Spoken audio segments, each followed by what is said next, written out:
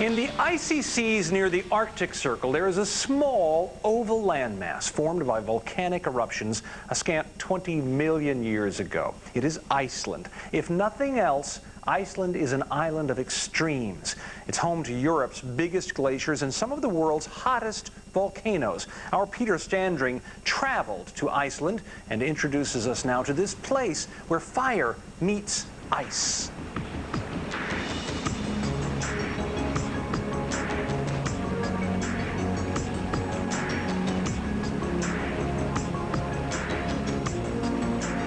Iceland's out-of-this-world scenery flows by you like a cool dream. Nowhere is that more true than out here on the Jökulsárlón, Iceland's famous glacial lagoon. It's one of this country's greatest natural wonders.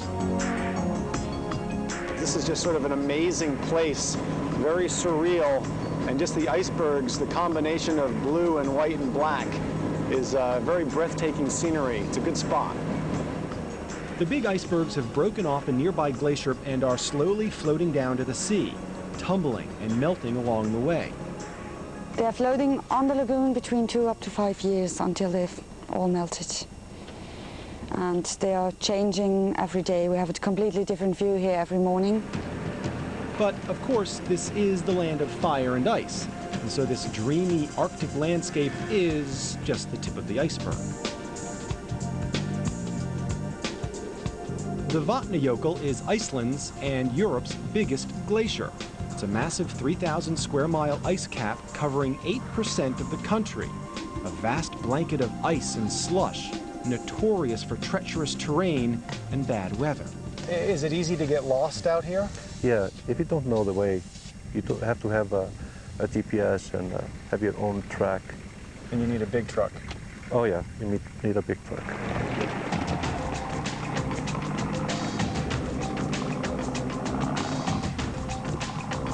Safe and comfortable in Jonas Thorgerson's big truck, we plow along on the glacier in near whiteout conditions following well-worn but slippery tire tracks. Well, I love this nature and driving on the glacier and see something new in the glaciers. Apart from a caravan of tourists that come riding by on snowmobiles, it is dead quiet out here. Silent, serene, and starkly beautiful. The first time you came here, what did you think? Well, I loved it. You loved it? Yeah, yeah. I think it's the most beautiful part in Iceland, this east area here. Yeah. Up here? Yes. In some parts, the ice we walk over is more than 1,200 feet thick. It's a good thing because under this glacier there is an active volcano. That's where the fire comes in. Iceland is a volcanic island. Magma pulses under the earth here, and everywhere you turn, the unmistakable profile of a volcano is surging up around you. It's a volcanologist's dream, or perhaps nightmare. Volcanoes are tricky. Sometimes they tell us well in advance when they are going off. Sometimes they just come like this without a warning. Ármann Höskuldsson specializes in keeping an eye on Iceland's active volcanoes. In the south, he's been seeing increased activity. The trick is predicting eruptions and warning people in time to get everyone out of harm's way. We live on the island, and we cannot turn off the volcanoes. So we have to live with them. And to be able to live with them, we have to understand them. I got a pretty good understanding of their power and energy by exploring the island of Heimaey, just off the south coast,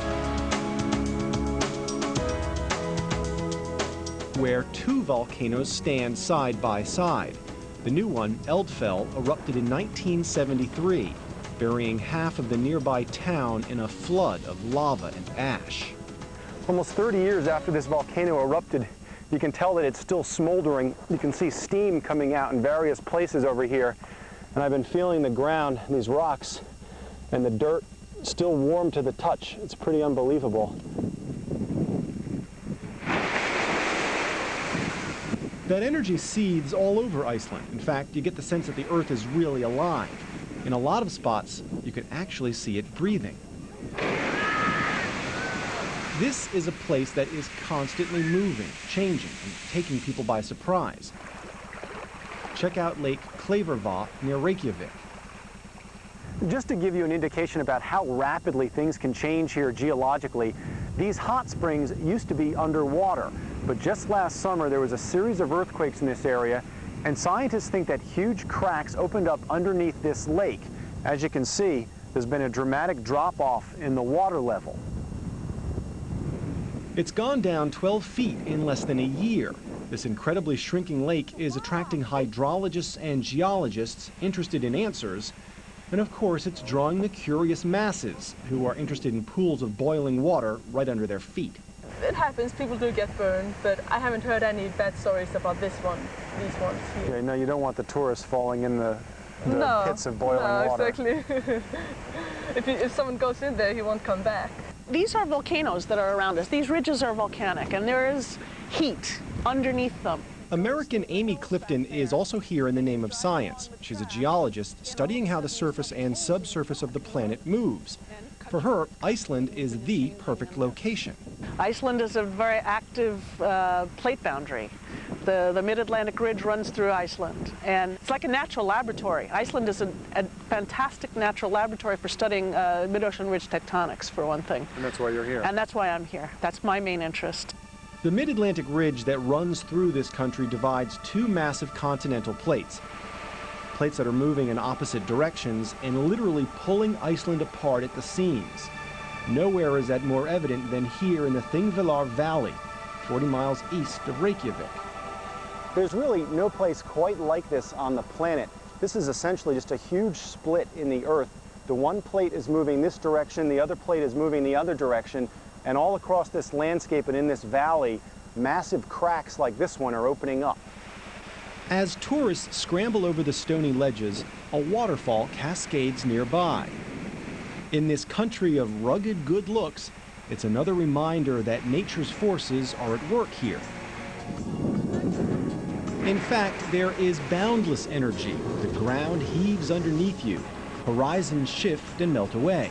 The land of fire and ice is a land of contrasts, constantly in flux, and always primed to take your breath away.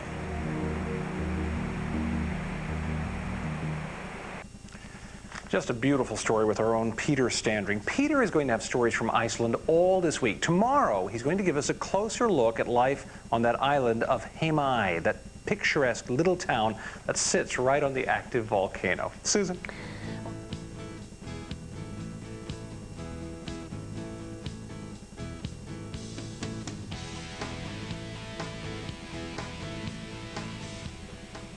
Iceland is home to the world's largest colonies of puffins, quirky little seabirds often confused with penguins.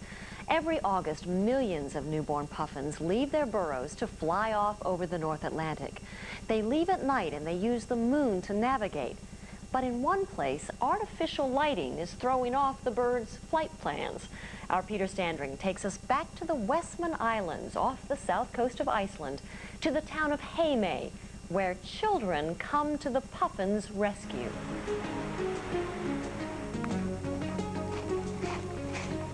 Einar Karasson and his sister Andrea approach the beach on a mission of mercy.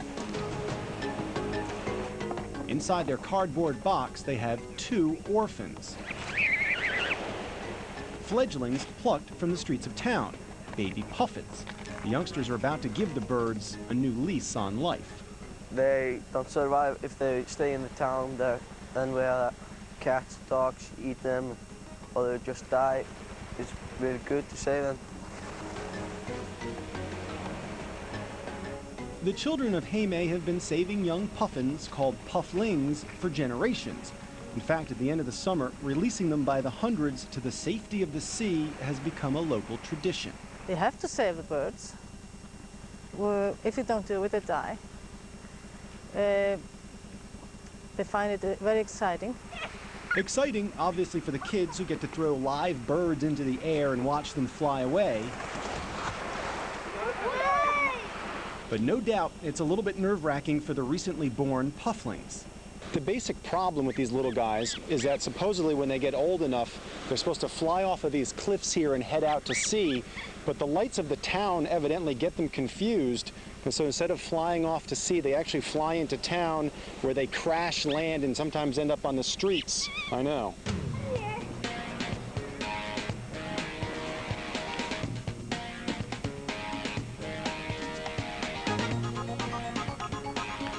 That's where the puffling patrols come in. Each night during the month of August, moms and dads lead troops of kids through town looking for wayward pufflings. They use flashlights to search the ground near buildings and streetlights. The pier is a particularly popular place. Okay, guys, hey, look, it's there, it's there!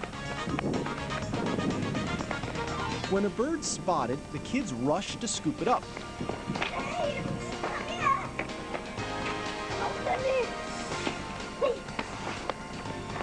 And bring it in off the mean streets of Heimaey for the night. It's hard work. When you were a boy, you did this. Absolutely. And what did you think when you were that young? Did you enjoy this? Oh, yeah, this is our national sport. It may be their national sport, but it's an adventure that has universal appeal. Around midnight, I find Americans Olaf Holm and his 6-year-old son Andrew scouring the docks for pufflings. Within a half hour, they have a bird in hand. We came across the parking lot and I saw the silhouette of what looked like a little puffin. Sure enough, there he was, right in the middle of the parking lot. And we jumped out and we got him. The following day, all the birds that landed in friendly hands are transported to the seashore, pointed in the right direction, and given their flying orders. The kids seem to be having a great time. So I decide it might be fun to get in on the action. Go over there. I find a pair of experts, two 12-year-olds who claim to have a lifetime of experience handling pufflings. When I was just one, I fought with my mom and my brothers. So have you kept count of how many pufflings you've released, or no? Too many? Yes, too many. So you guys are going to coach me through this? Yeah. My first opportunity releasing a puffling?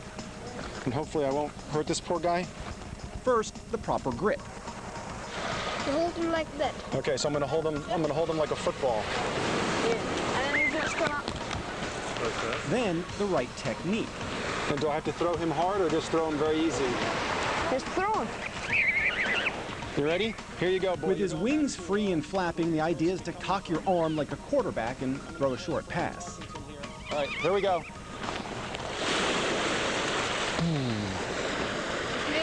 Well, I thought he was going to make it, but he'll be okay from there, right? I don't know. I think my form was okay, but the bird didn't cooperate necessarily. Whether they swim to safety like the unfortunate bird I helped, or fly off over the North Atlantic, you have to wonder what kind of impact all this has on the species as a whole. The largest colonies of puffins in the world are found right here in Iceland, 8 to 10 million of them. They're hardly endangered. Besides, apart from being a national symbol, they are also a national dish. Smoked or sautéed, you'll find puffin on a lot of dinner menus around here. I figured I'd give it a try.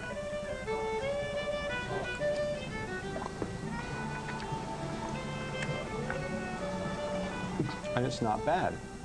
However, whoever told me it tasted like chicken was lying. Anyway, I thought it a bit strange running around trying to save these creatures when ultimately they could end up as a main course. But according to Christian Egilson, a native who rehabilitates injured puffins, it's all perfectly normal.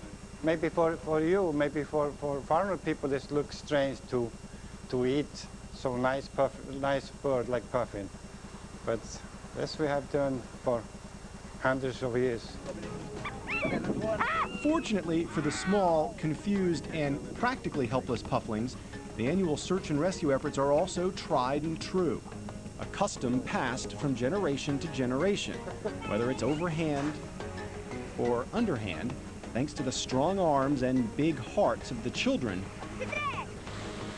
Stranded pufflings are getting a second chance. Well, if they survive, young puffins will spend 2 years on the open ocean before they return to the island. But for some reason on that return leg, they don't have any trouble keeping their bearings, and they'll all arrive at the same time. Geographic Channel.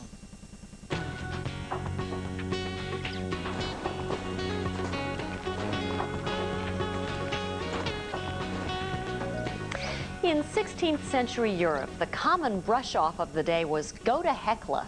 Now that insult referred to Mount Hekla in Iceland, a massive and incredibly active volcano thought to be a gateway to hell. Well, despite centuries of eruptions, it has become a popular destination for hikers.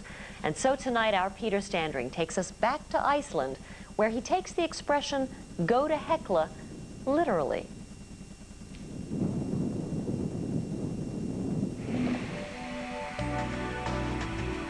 We've just driven about 2 hours southeast of Reykjavik, and we've arrived at the base of Hekla. Of course, this is it behind me here with the snow on top. It may look like a mountain, but of course, Hekla is Iceland's most active volcano. It's also the country's most notorious volcano. The plan is to drive a bit closer, park, and try to hike to the top, almost 5,000 feet up over volcanic rock.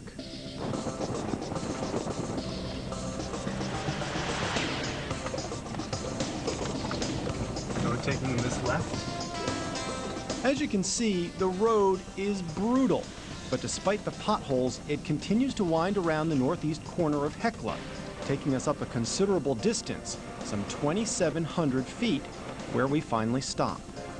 We're going to go the rest of the way on foot, and it still looks like we have a semi-serious climb ahead of us, but should be in good shape. I had read in a guidebook that a well-worn trail gradually wraps around Hekla, but the only trail I see is far from gradual. This looks like it's more or less straight up. In fact, the first stage of my little hike is very steep, and my legs and lungs are getting a serious workout. Yes, indeed. It's getting more difficult. And the fact that all of this ash and bits of lava are loose is not making it any easier. Good thing I had my Wheaties this morning.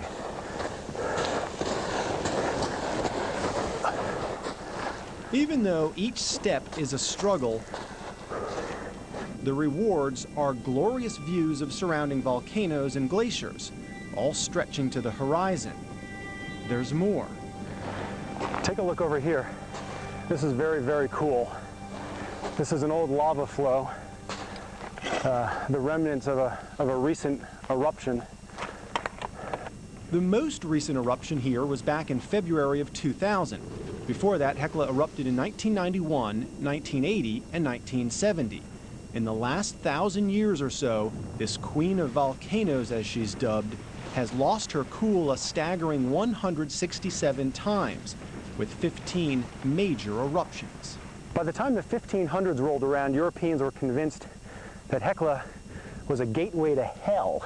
And taking a look at this very large caldera, and considering all the eruptions that had been going on here prior to the 1500s, it's easy to see how they got that idea. Fortunately for us, just packed snow and some ice in there today. No lava, no fire and brimstone. Good thing. From here, it's onward and upward, past strange moon-like rock formations and past more solidified lava flows. I continue to plod along, making very slow progress.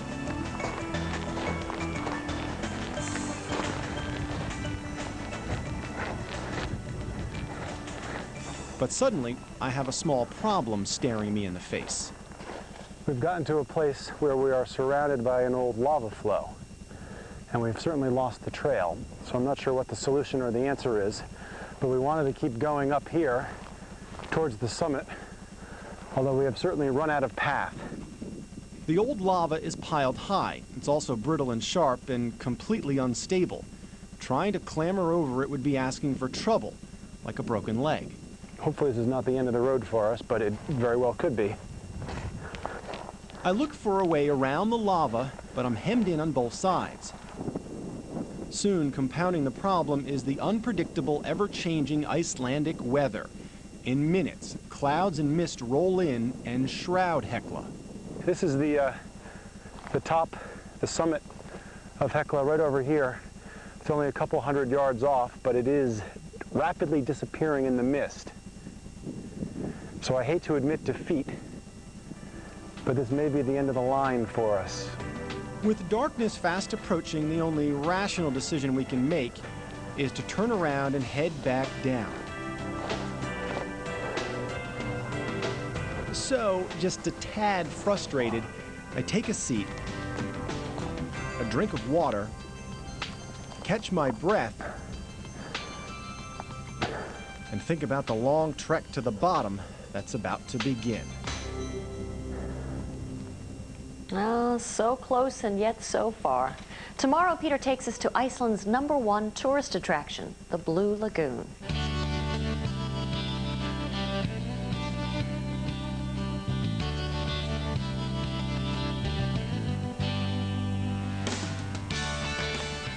How do you cap off a 2-week expedition to Iceland? Well, if you're anything like our crew, you head to the Blue Lagoon.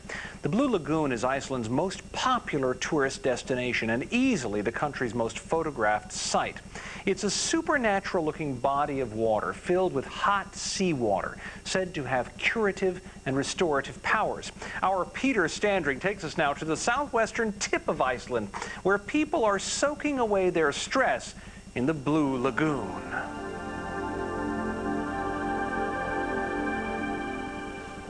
Well, we've got ourselves another beautiful day here in southern Iceland. The sun has been shining, and even though we're only a couple hundred miles south of the Arctic Circle, it's about a balmy 50 degrees here. In fact, I'm gonna go for a swim. I've got my bathing suit in here, and that's where I'm headed. It may not look like the perfect place, but you may be surprised. It's a 15,000 square foot geothermal lagoon, essentially a misty lake of hot seawater. It's in a very unusual, very dramatic setting though, adjacent to a power plant and surrounded by volcanoes and old lava fields. It's very strange. There's a huge power plant in the background, just billowing steam. I think it's cool. Yeah. It's like a completely other place. This strange and steamy world of black rock and bright blue water is in fact Iceland's most popular attraction. It lures more than 300,000 people a year.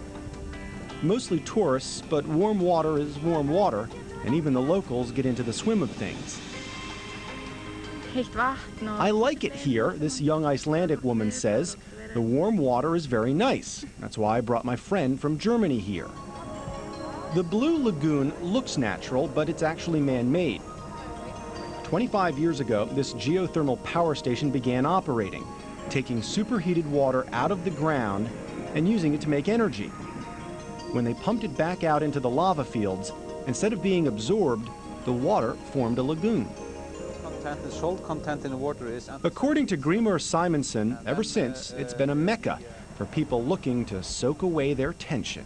After a strong working week, then the best thing you could do is go into the water and relax a bit. It's great. It's absolutely great.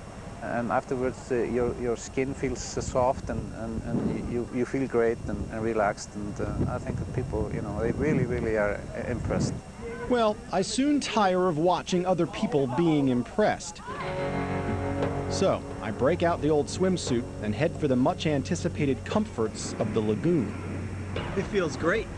It's very warm. It's like coming into a hot bath. It's much nicer in here than it is out there. Whew. I think I deserve this. I've been working hard. The average temperature in here is about 99 degrees Fahrenheit. As I swim out toward the center, though, where the main steam vent is, I can feel it getting hotter. It feels great, you know, and some of the naysayers call it a chemical waste dump, but I think it's much nicer than that. It feels pretty good. There's blue-green algae in the water and white silica mud on the bottom. I'm told that's how the lagoon gets its soft, milky aquamarine color. But even more unique, they say the water and the mud have curative healing powers, especially for people with skin ailments like psoriasis. It looks funny, but a lot of the bathers go over to one corner and slather the wet, chalky sediment all over their bodies.